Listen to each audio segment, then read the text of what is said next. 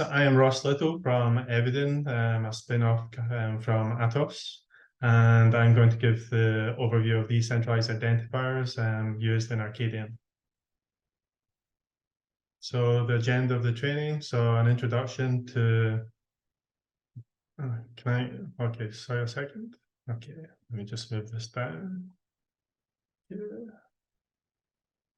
Introduction to decentralized identifiers as per the standard. Look at the DID methods employed in ARCADIAN-IoT, of which we have the following ones here: DID web, DID peer, and DID priv. And then I'll give a summary of the decentralized identifiers used in Arcadian with their suitability to the use cases. Okay, so a quick overview of decentralized identifiers as per the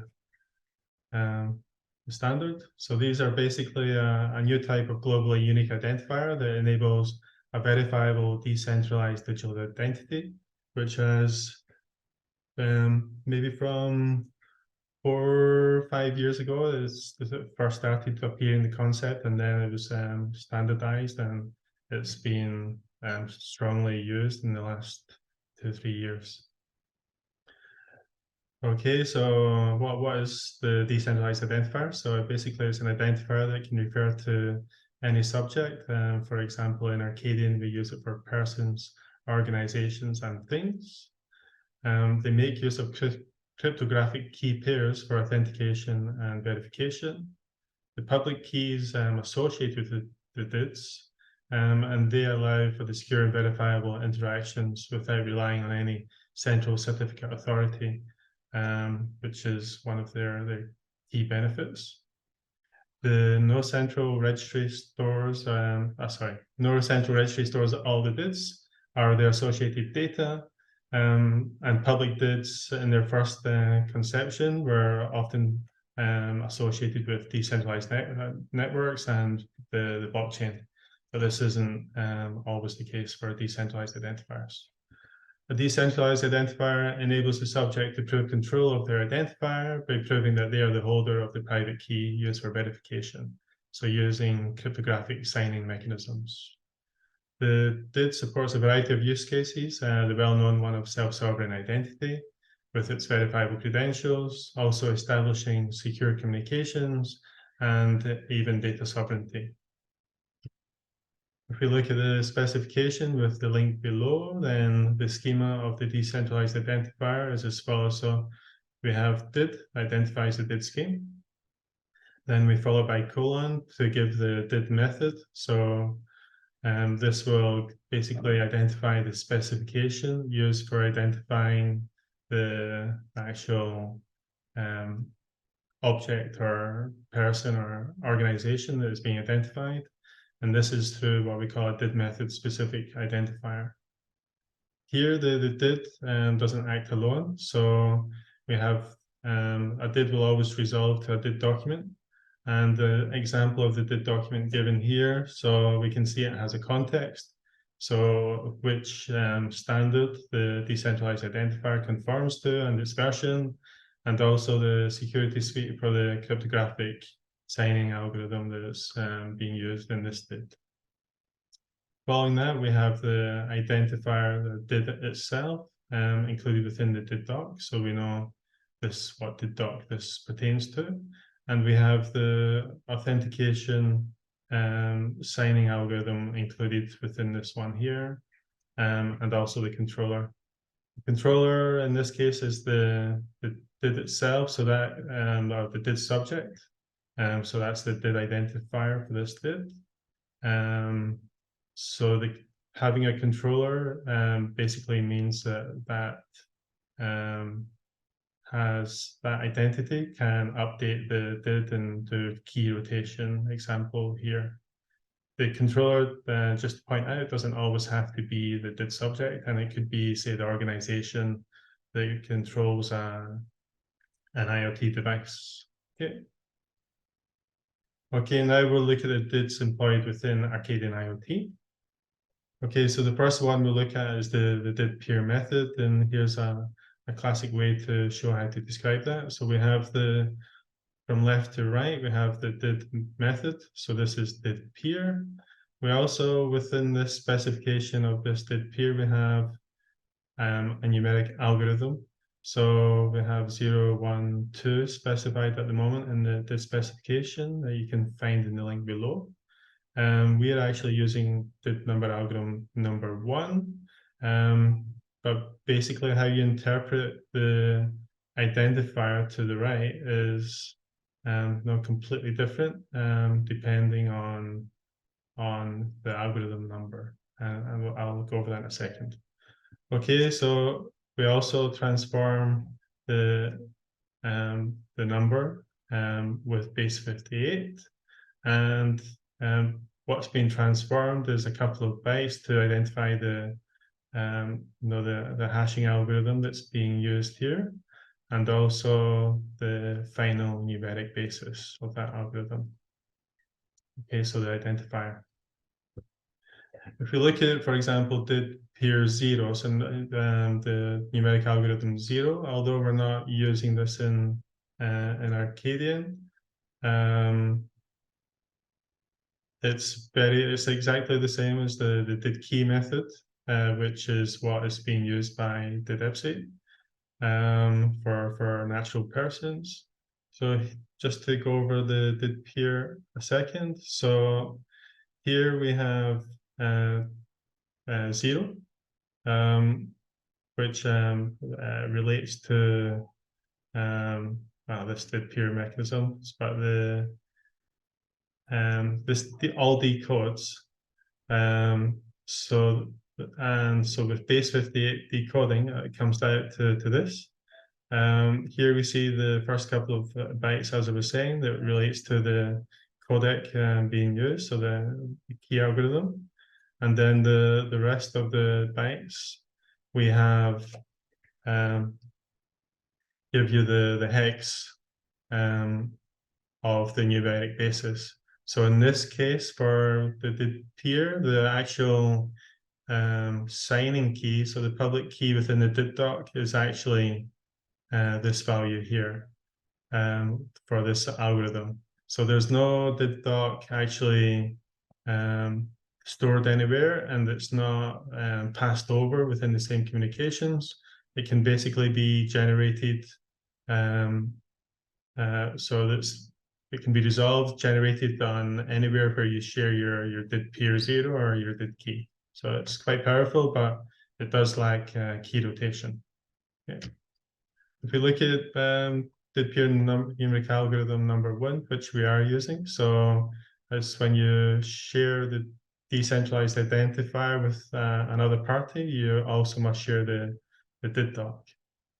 So the DID peer 1 method creates a locally stored DID doc that contains the public key used for the verification of the DID doc, or any credentials sent by the entity, so verifiable credentials. However, the shared DID doc does not contain the actual DID value itself. Instead, it just contains an ID variable, and the actual DID will be filled in when it's resolved by the party itself. So, yeah.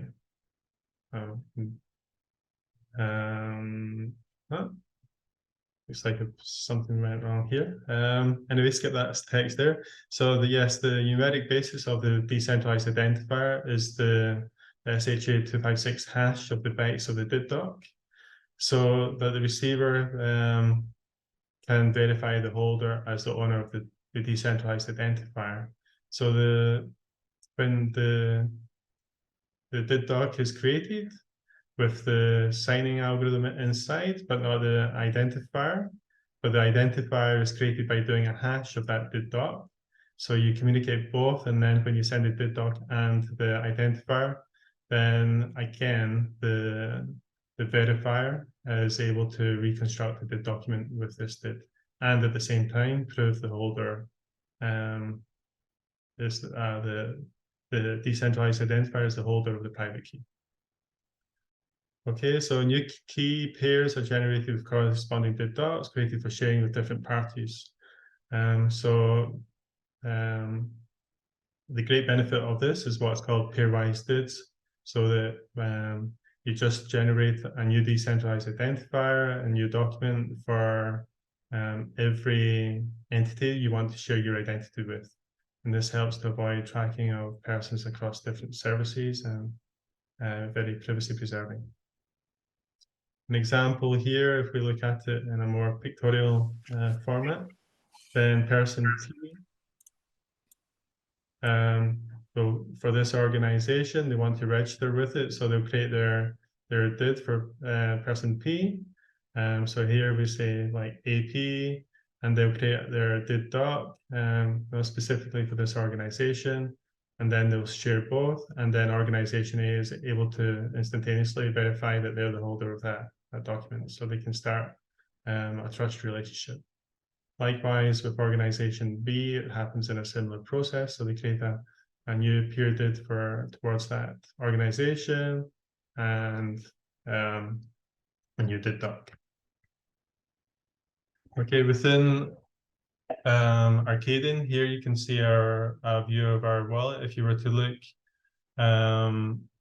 with the wallet we have, then we actually create a connection. And when we register with that organization, and within this connection, you see the DID created for my DID peer, and then it's DID peer 1, and then we have the base 58 encoding of the hash of the document, the DID doc. And we also, in this case, for the invitation DID, so the other organization, this we're using DID web within ARCADIAN for this.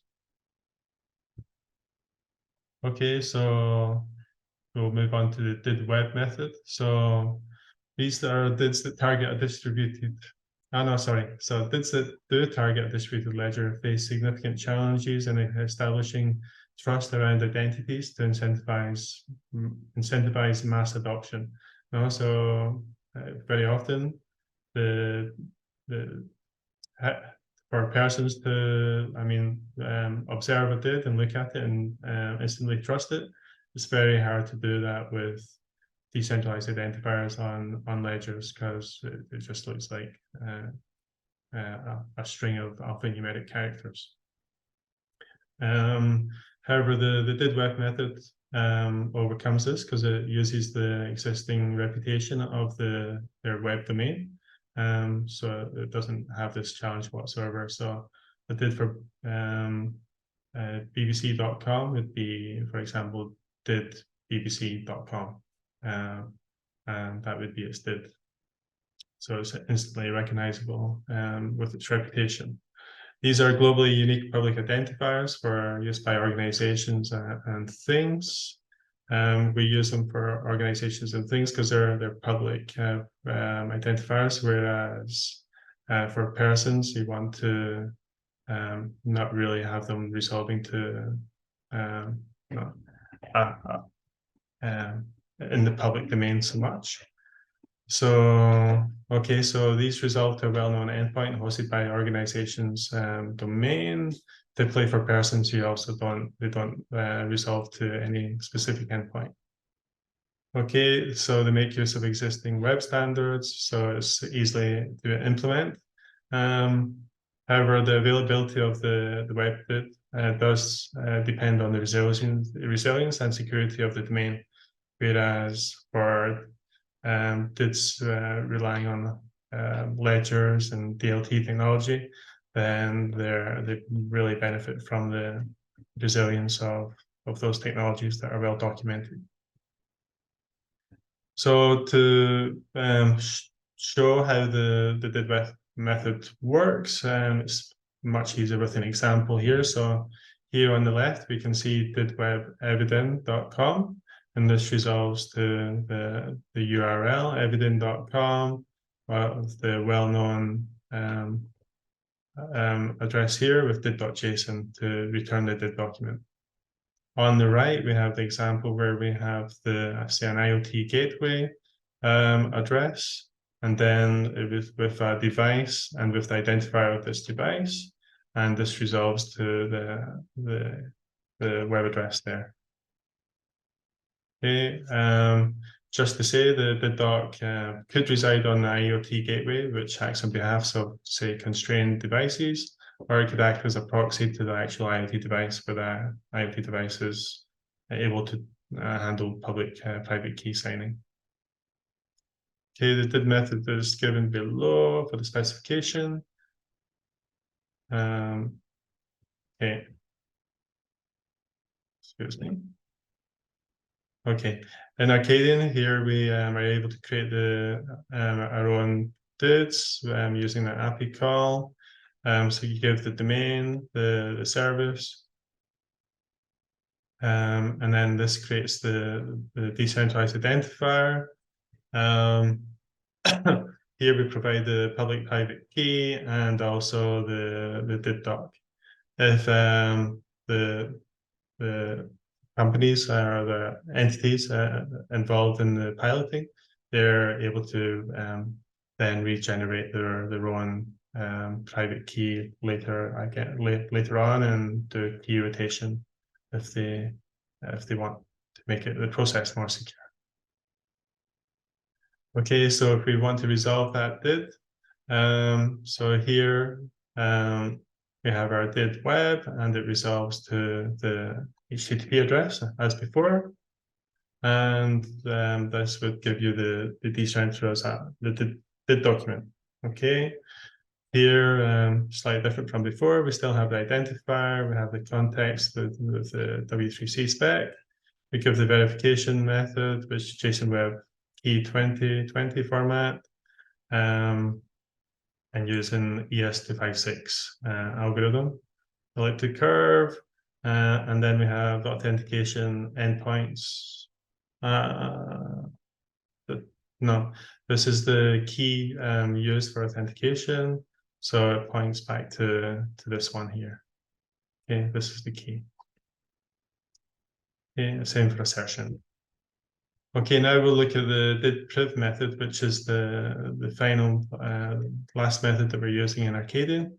So this is a private DID method that's only resolvable inside the ecosystem of the organizations that are making use of it, as it resides in a permission blockchain. So we provide a decentralized blockchain network for creating the DIDs and storing DID docs for all participating organizations that have access to the network.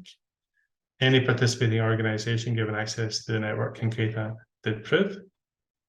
But to update and delete a DID doc, the organization that created DID is in the blockchain's public state, so only that organization will be allowed to do these actions.